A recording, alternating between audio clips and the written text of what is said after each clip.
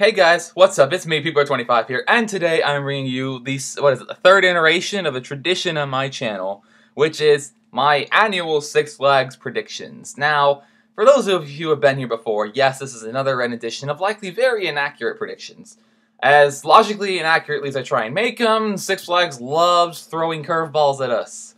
Some things are obvious, but not Cedar Fair levels of obvious. Yeah, these probably will be wrong, and this video will age poorly in 24 hours. But I'm doing my best now. I am notorious among the community, if it exists, of being late to the prediction party. I predict I get the maximum amount of rumors sifted possible from the mill, and put up a video the day before anything is majorly announced. I did a video on Monday, or I think it was Monday 8/13 or Tuesday 8/14, a day before Yukon Striker was announced. It was leaked several hours after I uploaded it. And this time, we have an announcement happening at 11 p.m. tonight. It is just past 6 here in Central Time. There is the first announcement from the first park will be going over in 5 hours. This video probably won't even go up until even within a couple hours of the prediction, or the actual announcement, so I'm really cutting it close. This video will age poorly, but tomorrow I may have missed the major market opportunity, but I've also been overworked because someone just quit. So, without my personal life out of the way, yeah, let's get this through. Six Flags Magic Mountain, I'm on the S&S bandwagon.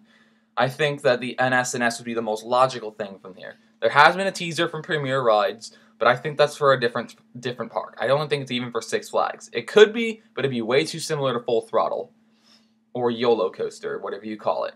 I think going for an S&S air launch coaster would be a perfect fit for a new area called Adrenaline Alley. Cyclone 500 will also be likely removed or rethemed to West Coast racers.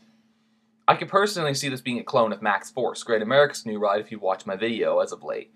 My latest video other than this. I do not think we're going to be seeing dueling RMCs or a T-Rex to even begin with. RMC is still working out the kinks in the Raptor. The T-Rex is dared yet not even to be released. I don't think they have any tests on Cider that I've seen. So of these limited options, this seems the most logical. Another popular rumor is the Vekoma F1, but that's like a family launch coaster, and I don't think this would be a family coaster. Yes, they can probably use another one of them that's more modern, but they're literally hyping this up. And if it's for a family coaster, I think it might be a bit of a disappointment. And I already talked about that announcement, so moving on to the next park, Great Adventure. This one is going to be a Zamperla Giant Discovery that was already leaked, supposedly. This will be named Wonder Woman Lasso of Truth, and will be either tied for the tallest with Crazanity, or the tallest giant discovery in the world, or tallest frisbee ride in the world.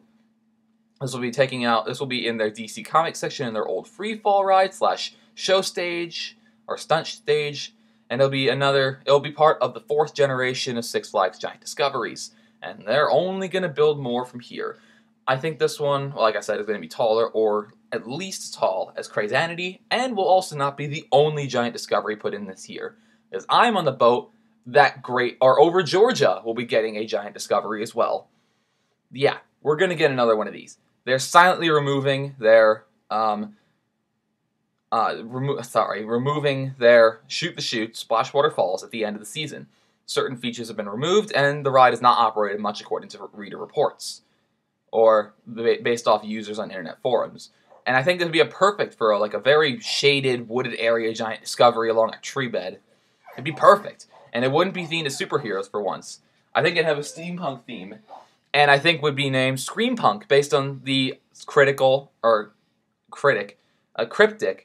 cryptic and nonsensical teasers with interesting font choices that they posted. It's very limited what we know, but I think we're going to be getting a steampunk-themed Giant Discovery known as Screampunk, and not a floorless Georgia Scorcher. As much as it needs a new coat of paint by any means possible, I don't think that's going to happen because Georgia Scorcher is actually good, unlike the later end edition that we know about. Over Texas, we'll be getting a Skyline Skywarp. This will be Six Flags' last chance, or Skyline's last chance with Six Flags. As if this one fails like Harley Quinn at Discovery Kingdom, not opening over 50% of the time, and frustrates the hell out of Six Flags, we're not going to be seeing any more Skywarps. Over Texas will be the last line of defense, and if they can get this one open in a reasonable time, then they'll continue purchasing them. If it doesn't, Skyline is done for, and will likely not contract with Six Flags again based on Six Flags' end. So, yeah. This park also never fell for the Super Loop craze, so I'm buying that this park will get a Skywarp. I'm convinced that this park will be getting a Skywarp. They're not getting a coaster because there's been no major clearing. Skywarp would fit in a very narrow spot that they have around the DC area. Have no idea their name, knowing our luck would be like, it's a Gotham City area, so maybe like, they already have Mr. Freeze, the Penguin, another Harley Quinn, another Joker, like, not Superman, or I don't know. It's Gotham City, but I don't know what the heck they name it. Scarecrow, Fear Factor. Sorry, my dog's going off in the background, so pardon me, because this video is being recorded in crunch time. Fiesta, Texas. This one is one that I definitely want to talk about. The park president's on Facebook and I think it's called Texas Thrill Enthusiasts, or Texas Thrill Chasers. Well, this is... the park president of Fiesta, Texas is on that Facebook page, and he said on there that Twister, their topspin, very predictably so, and Whirligig, the vintage wave swinger, medium swings ride, are both leaving, but nothing else will be taken with it.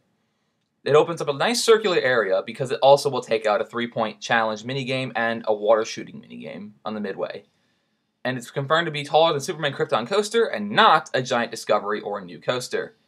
So an S&S would probably be the best option. I think a Sky Screamer or one of those flying drop towers that opened at, what is it, Gronelund? In Sweden, one of those Swedish flying drop towers that they opened up this past year or two would be the best additions that fit all the criteria. Because it also will likely reach 70 miles an hour based on another teaser that he posted. So, I'm very interested to watch this one, and we'll find out tomorrow. Six Flags New England, this one's also leaked based on the investor's website. The context is unclear, but we'll be getting a spinning indoor dark ride known as Cyborg. I was originally anticipating a Skywarp or a water park expansion, but nope, the leaks told me it's something I never expected this park to get. Kind of a dark flat ride thing. I don't know what this thing is at this point. We'll find out tomorrow. But I could definitely see this being an indoor scrambler like Avalanche or Blizzard at Great Escape, or Atmosphere at Funtown Splashtown. So, moving on after this, we have Six Flags Discovery Kingdom. Batman-themed ride is what I'm thinking we're getting. They showed bats in their latest teaser, and had a man pondering. I think this, since they have the most room in their DC-themed section as the furthest away from the animals, we're going to be seeing a V2 retheme, or an S&S 40 free spin coaster themed to Batman. This park is extremely hard to predict, and I really have no idea what they're going to get, and I'll probably be immensely disappointed. I'm still salty they stole my Skywarp, but the more that's closed, the more I laugh at them for stealing it, and the more I realize that Hangover might have been our best option in the long run. Yeah, screw me. We'll find out. It's going to be disappointing, but I'm ready. Six Flags St. Louis is going to be getting a medium flat ride. Rumors are stating that the Highland Fling Spot will be filled next year, their former enterprise, by either a Zamperla Endeavor and an ABC Tourbillion at the greatest, or the relocated Harley Quinn Spinsanity Troika from over Texas. It probably would be repainted and given a classic Midway theme in the Britannica section of the park. This park's not getting anything big. This is St. Louis. If you really think they're going to get anything big, you're just teasing yourself. The last thing they invested considerable money into was Justice League, and that hasn't really returned well at the moment. So, yeah. This is going to be fun. Oh, and by the way, a couple more notes about Fiesta, Texas.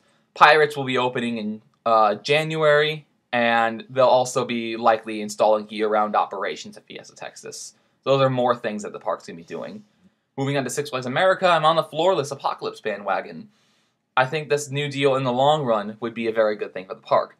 It would suck for Apocalypse because being replaced or scrapped for an RMC Raptor clone like Wonder Woman Golden Lasso would be a better addition for the park and would be the first original coaster in 15 plus years for Six Flags America. Or like ground up, I'm saying. But I think that Six Flags converting Apocalypse to a floorless coaster would allow them to enter trade negotiations with B&M. They haven't built a B&M since 2012, and that was X-Flight. They still owe us more wing and dive coasters. Well, for Six Flags terms. There's a lot of parks that have a lot of land, like Six Flags America, and could definitely benefit from another nice, shiny new B&M. Especially since Six Flags is very bull markety right now. They're doing very well in the stock market, unlike their Cedar Fair competitors. And they're more likely to spend more, because they've even bought parks, we'll find out later. And I think converting this to a floaters will basically allow them to stick their toes in the water for a new deal for B&M. That will take us probably to into the next decade if it works out. But other than that, the only other thing I see happening would be an RMC Raptor clone in its place, because it actually fits really well the footprints and would be perfect for Six Flags America's capacity and their lineup. Moving on, we have Six Flags Great Escape. We have yet another water park expansion coming to this park. 2014 or 15 was the first water park expansion since the Great Recession. Then they got one in 2017, and they're getting one this year. Because based on trends I've been seeing, Great Escape expands their water park usually every other year, every 2 to 3 years. But as of late, it's been every other year. And I'm definitely on the rumor they're getting a water park expansion. They have a bit of land around the edges of their park and a bit of tree line near a residential area and in Old Queensbury. And I think that it would be very good if they expanded a nice long, narrow slide complex. If they don't have head-first mat racers, this would probably be the best option for them. If they do, maybe they can go for a unique body slide. I think they already have bonsai pipelines. So, we'll find out. But it's going to be a water park expansion. I'm saying that. Moving on to the international parks I did not totally forget about when I made this. Six Flags Mexico. I think they're going to be getting the second generation of ABC Tourbillions to the park. This is a perfect area. It'll definitely fit their land needs. It'll be a perfect thing to thrill the Mexican GP in the area, and will make perfect sense based on their ideas. And I think this would be the only definite park to get a Tourbillion. If they get a Tourbillion other than this park, I either expect them to get none at all or only one for this park. If they get any more, I'd actually be surprised, because I can see parks like St. Louis, Darien Lake, La Ronde, or Frontier City getting some at best. But really, yeah, this is going to be a Tourbillion. I'm feeling a Tourbillion with Mexico. We don't have any rumors. We don't have any proof. I think this is going to be the best thing for their money. They just got a coaster last year. In 2017, what did they get that year? They got Justice League in 2016. In 2017, they got Hurricane Harbor or Oaxtepec or whatever, and Mardi Gras Festival. So it's time to put in another thrill ride, since I think their last one was Sky Screamer or Justice League. Moving on, we have La Ronde, which is going to be another flat ride package in air quotes. Six Flags La Ronde has for several years of the last 5 added a flat ride package, but either went halfway or stiffed their oblivious clientele. I fully expect them to do this again. And maybe at most they'll add a Tourbillion or one larger flat like they did with Titan 2 years ago. But we really don't know, because La Ronde's just a flaming pile of trash and is another utter disaster to the Six Flags namesake. The only good thing about their park is that their clientele is oblivious to what's going on, and they can accept that level of suckitude as their in-home park. If they become enlightened coaster enthusiasts, yeah, they're dropping out and going to the United States or Ontario. Good luck. Moving on, we have Darien Lake. Oh, right, yeah, right. They bought property. Yeah. So it's been hijacked by some newcomers.